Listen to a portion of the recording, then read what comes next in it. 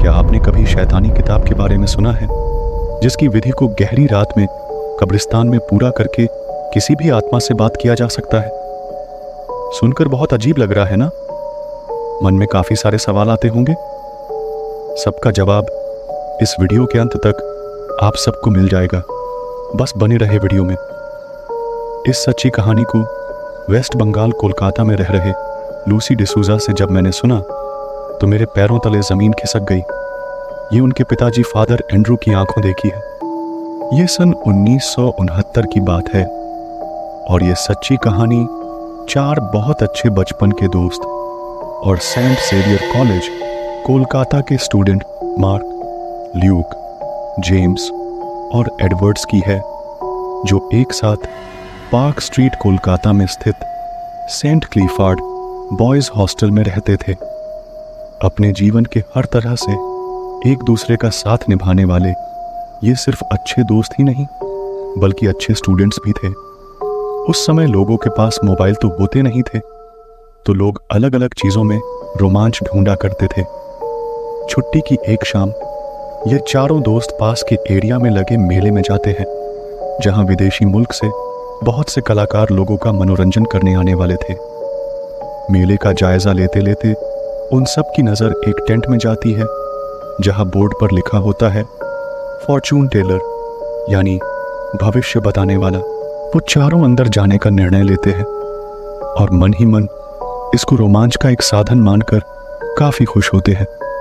लेकिन अजीब बात तो ये थी कि मेले में इतने लोगों की भीड़ थी, लेकिन उसके टेंट के आसपास कोई भी नहीं था, मानो कोई उस तरफ जाना ही नहीं चाहता हो। आपसी सहमति से चारों ने फैसला किया वो वहां जाएंगे और अपना आने वाला भविष्य का पता लगाएंगे। वो उस तरफ बढ़ते हैं और उसका दरवाजा खोलते हैं। अंदर एक 50 वर्षीय औरत होती है। वो एक ज्योतिष थी। इन चारों ने बारी बारी कर अपनी जिंदगी की भविष्यवाणी करवाई।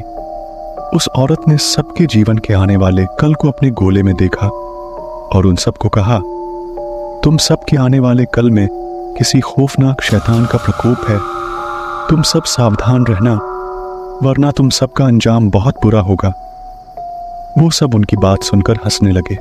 अचानक ल्यूक की नजर एक किताब पर पड़ती है, जिस पर ओइजा आत्मा का निवास लिखा होता है। ओइजा एक ऐसी विधि होती है जिससे आत्मा से बात किया जा सकता है या बुलाया जा सकता है। वहां से निकलते वक्त वो किताब को ल्यूक सबकी नजर से बचाकर चुरा लेता है। हॉस्टल लौटने के बाद वो उस किताब को अपने 3 दोस्तों को दिखाता है। ल्यूक किताब खोलता है और सब मिलकर उस किताब को पढ़ना शुरू करते हैं। किताब में अजीब और भयानक आत्माओं का वर्णन किया गया था, लेकिन उनको इससे कोई फर्क नहीं पड़ा। उनको किताब रोमांचक कहानी की तरह लग रही थी। उसमें आत्मा को बुलाने की विधि कुछ इस प्रकार थी। अगर किसी आत्मा को बुलाना है या बातें करनी है तो आधी रात को कब्रिस्तान में जाना होगा, क्योंकि सबका अंतिम सफर कब्रिस्तान ही होती है। ओइजा के नक्शे के बीचों बीच एक सिक्का रखना होगा और एक दूसरे का हाथ पकड़कर उसके नाम को एक साथ दोहराना होगा, जिसकी आत्मा को बुलाना है। जिस तरह सिक्के के 2 पहलू होते हैं, उसी तरह ओइजा के इस नक्शे में 2 खाने हैं। अगर वो सिक्का अपना स्थान छोड़कर पीली खाने में जा पहुंचे तो आप अच्छे आत्मा के संपर्क में आओगे, जिनसे आपको कोई खतरा नहीं है।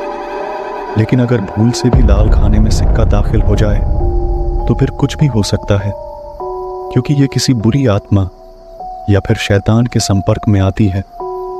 ये आत्माएं जिद्दी और जानलेवा होती है। ये आती तो आपकी मर्जी से है, लेकिन जाती अपनी मर्जी से है। इस क्रिया का उपयोग आपके लिए खतरनाक साबित हो सकता है। ये जानकार सब हंसने लगते हैं और फैसला करते हैं, क्यों ना आज रात इस क्रिया को करके ये देखा जाए कि ये किताब सच्ची है या मनगढ़ंत। चारों सहमत हो जाते हैं। लेकिन अगर किसी बुरे शैतानी आत्मा के चंगुल में फंसने पर क्या नुकसान हो सकता है और उससे छुटकारा कैसे पाना है, ये उन्हें मालूम नहीं था। पर आपको वीडियो के अंत तक जरूर पता चल जाएगा। वीडियो पूरा जरूर देखें मेरे दोस्तों। चारों सहमत हो जाते हैं और देर रात को हॉस्टल से छुपकर बाहर निकलते हैं और साउथ पार्क स्ट्रीट सेमेटेरी कब्रिस्तान में जाते हैं, जो कोलकाता के सबसे भूतिया कब्रिस्तान आज भी जाना जाता है। अजीबो-गरीब आवाज़ों से कब्रिस्तान काफ़ी डरावनी लग रही थी, जहां सिर्फ चांद की रोशनी से ही सारा कब्रिस्तान दृश्यमान था। अंदर दाखिल होते ही सब थोड़े घबराए हुए थे, लेकिन अपने दिल में ये इच्छा की तृप्ति के लिए वो ऑयजा की क्रिया को पूरा करने का फैसला कर चुके थे। इसलिए वो कब्र तलाश करने लगे। उनकी नज़र एक कब्र पर जाती है जो बहुत पुरानी होती है और उस पर किसी पार्क विल्स का नाम लिखा होता है, जिसकी मौत सन 1820 में हुई थी, जिनको वो बुलाने का फैसला करते हैं। कब्र से थोड़ी दूर एक खुली जगह में उन लोगों ने ऑयजा के नक्शे को ज़मीन पर रखा और नक्शे के चारों तरफ मोमबत्तियां जला दी। नक्शे के चारों ओर घेरा बनाकर वो चारों बैठ जाते हैं और सिक्के को नक्शे के बीचों बीच रख देते हैं। अब वो सब तैयार थे ऑयजा की प्रक्रिया को शुरू करने के लिए। चारों एक दूसरे के हाथों को थाम लेते हैं और कहते हैं, हम पार्क विल्स की आत्मा से मिलन चाहते हैं। अगर आप हमें सुन सकते हैं तो सामने आए। ये बात वो सब एक साथ बार बार दोहरा रहे थे, लेकिन कुछ नहीं हुआ। वो लोग आपस में कहने लगे, देख लिया, ये किताब भी झूठा है और ये क्रिया भी। बेकार अपना वक्त बर्बाद किया हमने। लेकिन उनको क्या पता था, वो सच की तलाश में अपनी मौत को ही ढूंढ बैठेंगे। अचानक वो सिक्का अपने आप हिला और अपना स्थान बदलने लगा और लाल खाने में जा पहुंचा। अचानक से मौसम बदल चुका था और आसमान में बादल गरजने लगे और किसी की भयानक हंसी की आवाज़ गूंजने लगी, और वो हंसी पार्क विल्स के कब्र से आ रही थी। उस कब्र से धुआं बाहर आने लगा और कब्र से एक भयानक खौफनाक चेहरा बाहर आ गया। अब उनकी हंसी खौफनाक डर में बदल चुकी थी। वो जान गए थे कि उन सब ने अपनी जिंदगी की शायद आखिरी भूल कर दी है और उन्होंने वहां एक पल भी रुकना गवारा नहीं समझा और भागने लगे। लेकिन जेम्स की नज़र उस खौफनाक चेहरे पर पड़ी, जो उसको अपनी खौफनाक लाल आंखों से देख भयानक मुस्कान दे रहा था। जेम्स रुक गया था, मानो उन आंखों ने उसको अपने वश में कर लिया हो। उसकी आंखों की पुतलियां अंदर चली गई थी और आंखें सफ़ेद पड़ गई थी और उसका चेहरा खौफनाक शैतान के चेहरे में बदल गया था। और जेम्स की दर्दनाक चीख पूरे कब्रिस्तान में गूंजने लगी। बाकी तीनों दोस्त चीख को सुनकर जेम्स को खोजने लगे, पर वो पीछे छूट गया था और उस शैतान ने जेम्स को वश में कर लिया था। मार्क, ल्यूक और एडवर्ड्स जेम्स को खोजने वापस गए। ल्यूक की नज़र जेम्स पर पड़ी। जेम्स एक वृक्ष के सामने खड़ा था। ल्यूक ने जेम्स को आवाज़ दिया, जेम्स क्या ये तुम हो? लेकिन जेम्स कुछ बहुत ही अजीबोगरीब आवाज़ निकाल रहा था, मानो कुछ खा रहा था। जैसे ही ल्यूक उसके करीब पहुंचा, वो दंग रह गया। जेम्स की आंखें खौफनाक थी। उसका पूरा शक्ल खून से भर हुआ था और वो एक चूहे को खा रहा था। उस शैतान ने ल्यूक पर हमला कर दिया और एक दर्द भरी चीख पूरे कब्रिस्तान में गूंज गई। मार्क और एडवर्ड्स ल्यूक की आवाज़ को सुनते ही दौड़ते हुए उस आवाज़ की तरफ जाते हैं और वो जो देखते हैं उनके पैरों तले ज़मीन खिसक जाती है। वो देखते हैं ल्यूक ज़मीन पर खून से लथपथ बेहोश पड़ा है और ठीक उसी के पास एक खौफनाक शैतान जेम्स की शक्ल में भयानक हंसी के साथ उनकी ओर देख रहा होता है। वो शैतान उनसे कहता है, तुम्हें बहुत शौक था मुझे देखने का। तुम सब ने मुझे मौत से जगाया है और अब ये तुम सबके मौत का कारण बनेगा। तुम सब मरोगे। आज रात के खत्म होने तक तुम में से कोई जिंदा नहीं रहेगा। और एक खौफनाक चीख के साथ अंधेरे में गायब हो जाता है। ल्यूक की सांसें चल रही थी और उसको नज़दीकी अस्पताल में ले जाया जाता है। उसकी हालत काफ़ी गंभीर थी। उनकी एक गलती ने उस रात उनके एक दोस्त की जान को नुकसान पहुंचा दिया था और दूसरा शैतान के चंगुल में था। वो दोनों रोने लगते हैं और सोचने लगते हैं, हम सब की गलती ने ये हमारे साथ क्या कर दिया। फिर उनको ध्यान आता है ऑयजा की उस किताब का जो वो हॉस्टल में छोड़ आए थे। वो सोचने लगते हैं, जिस किताब में शैतान को बुलाने का जिक्र है, तो उसमें यह भी लिखा हो सकता है कि उससे छुटकारा कैसे पाए। हमें वो किताब देखनी चाहिए। वो लोग हॉस्टल में जाते हैं, लेकिन फादर एंड्रू, जो पार्क स्ट्रीट चर्च के पादरी रह चुके थे और वर्तमान में हॉस्टल के वार्डन थे, उनकी नज़र मार्क और एडवर्ड्स पर पड़ती है।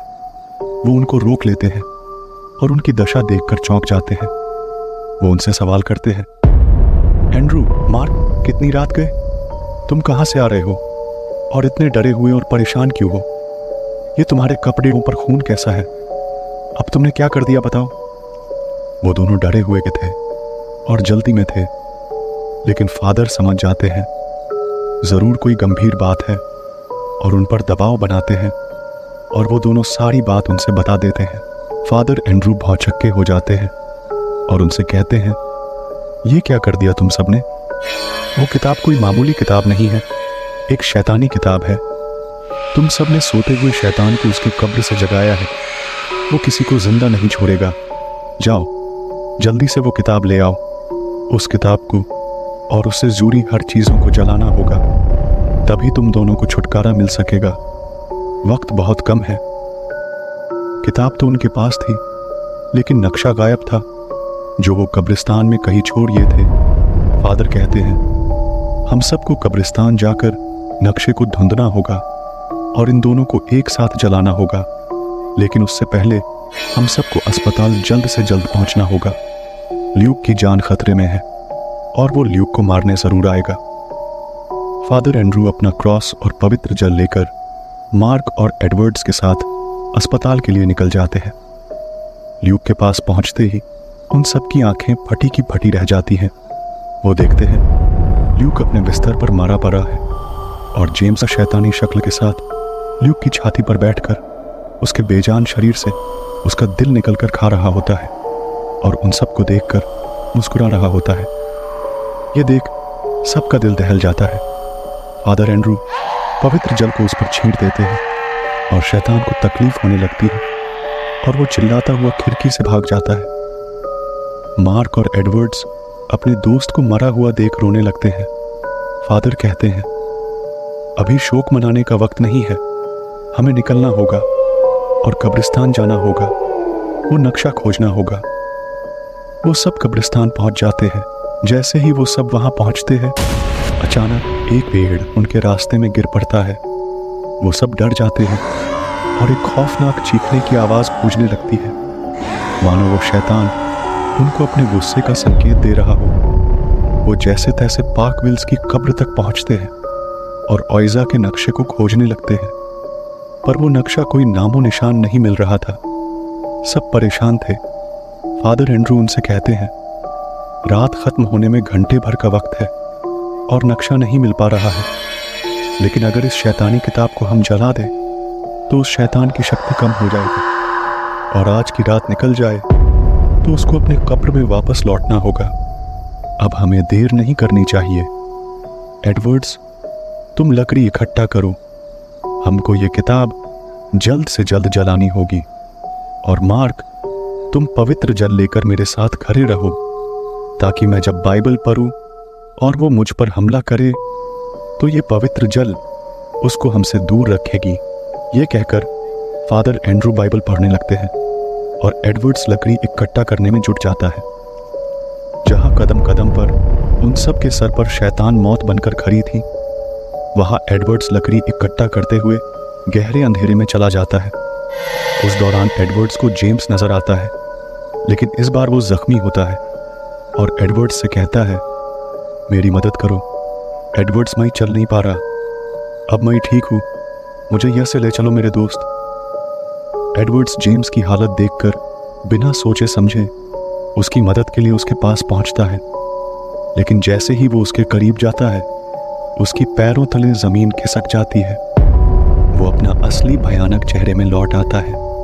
जो जाल शैतानी चेहरे में ना बिछ सका, वो जेम्स ने इंसानी मुखौटा पहनकर किया था और एडवर्ड्स को बुरी तरह फांस लिया था। भयानक मुस्कान से एडवर्ड्स समझ गया, अब वो बुरी तरह से उस शैतान की चंगुल में फंस चुका है, जहां से लौटना नामुमकिन था। अचानक फादर एंड्रू और मार्क को एक जोर की चीख सुनाई पड़ी। वो किसी और की नहीं, बल्कि एडवर्ड्स की चीख थी। मार्क दौड़ता हुआ एडवर्ड्स की आवाज का पीछा करता है। फादर एंड्रू उसको आवाज दे रहे थे, लेकिन मार्क ने एक नहीं सुनी, क्योंकि वो अपने और एक दोस्त को खोना नहीं चाहता था। जैसे ही वो गहरे अंधेरे में जाता है और देखता है उसका दोस्त एडवर्ड्स बिना सर के खून से लथपथ वहां पड़ा है, ये देख वो घबरा जाता है और वो पीछे हटने लगता है। अचानक उसको लगता है उसके पीछे कोई है। वो और कोई नहीं बल्कि जेम्स का वही भयानक चेहरा होता है जो एक खौफनाक हंसी के साथ उसके ठीक सामने खड़ा था। उसके हाथ में एडवर्ड्स का कट हुआ सर होता है, जिसको देख मार्क के हाथ पांव कांपने लगते हैं। वो शैतान मार्क के गर्दन को जकड़ लेता है और जोर जोर से हंसने लगता है। फादर एडवर्ड्स सही वक्त पे वह पहुंच जाते हैं और ओइजा की काली किताब को शैतान के सामने जलाने लगते हैं।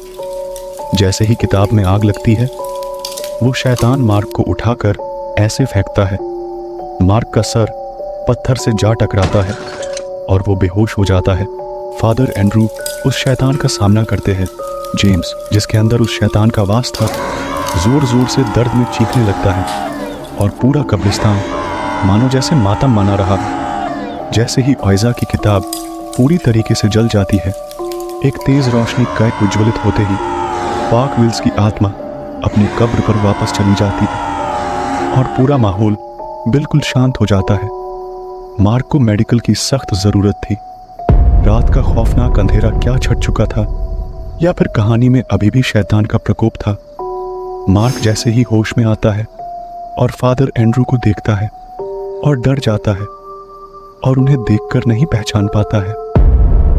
उसको कमरे में चारों ओर वही खौफनाक चेहरा बार बार नजर आता है, मानो वो उसको उसके बाकी दोस्तों का भी आत्माएं नजर आने लगी थी, मानो वो सब उसको पुकार रहे हो। उसको दिन रात इसी तरह के शैतानी सपने भी आने लगे। उसको मेंटल असाइलम में रखा जाता, लेकिन जगह बदल देने से मार्क के दिमागी हालात नहीं बदले। वो और भी अशांत हो गया था और 19 जून 1970 की वो सुबह फादर एंड्रू को मेंटल असाइलम से एक बुरी खबर आती है। वो पहुंचकर मार्क के कमरे में दाखिल होते हैं तो उनके पैरों तले जमीन खिसक जाती है। मार्क फांसी के फंदे पर लटका हुआ मिलता है और चारों ओर दीवारों पर यही बात बार बार लिखी होती है, वो मुझे मार देगा, वो मेरी आत्मा को अपनी दुनिया में ले जाएगा, मेरी मदद करो। उसको किसने मारा या उसने अपनी जान खुद ली, ये एक रहस्य बनकर रह गया जिससे कभी पर्दा नहीं उठ सका। लेकिन ओइजा में लिखी बातें सच साबित हुई। वो 4 दोस्त अब जीवित नहीं रहे, एक एक कर सब मारे गए, क्योंकि उन्होंने उस शैतानी किताब के जरिए किसी आत्मा को नहीं बल्कि शैतान को जगाया था। आज भी साउथ पार्क स्ट्रीट सेमेट्री कब्रिस्तान कोलकाता के पार्क स्ट्रीट में मौजूद है, जहां पार्क विल्स की कब्र आज भी स्थित है और इस भयानक सच्ची कहानी को बयान करती है। ये कहानी आप सबको कैसी लगी? अगर अच्छी लगी हो तो आप सबसे विनती है, ज्यादा से ज्यादा लाइक और सब्सक्राइब जरूर करें। Thanks for watching.